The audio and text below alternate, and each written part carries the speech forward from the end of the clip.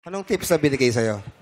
Ano yung tips na binigay sa'yo? Dapat bata ka pa lang, nasa eskwelahan ka pa lang, pinapractice mo na siya. Oo, kasi parang magagamay mo. Kaya yung mga kinakata mo alone, perfect na Yes, perfect. ako na yun. Oo, Yung golden gaganda pa yan. Nangihingi ng tip o paano Bakit? gumanda yung boses. Nagpa-coach pa yan sa Canada. Alam mo, wala naman talagang shame in the Teacher Annie. Teacher Annie, I'm so sorry.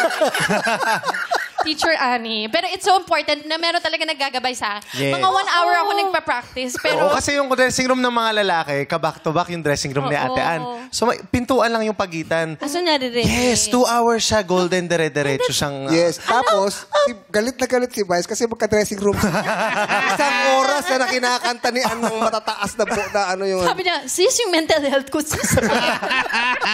But it's so important, tulad ng sinabi ni Christina, Yeah. you practice as early as Yes. you can. Totoo Para naman. i-hone yung boses mo, Totoo diba? naman yan. Tsaka Kaya pwede yan pang ang mga tips gumaling. na binigay niya. Oo. Yes. No shame in the coaching. Ako hanggang ngayon nag-voice lessons kasi 'di ba Dapat maganda rin naman. yung ano talaga yung para kang estudyante. You're Yeah. always open to learning, expanding, Exactly. growing. Yes, Exactly. pero dapat nakikinig ka naman sa coach. Almeira, ikaw ba may coach?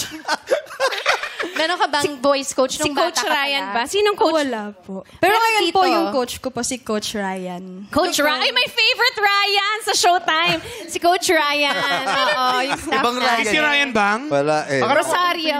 Apa de Ryan Rosario. Rosario.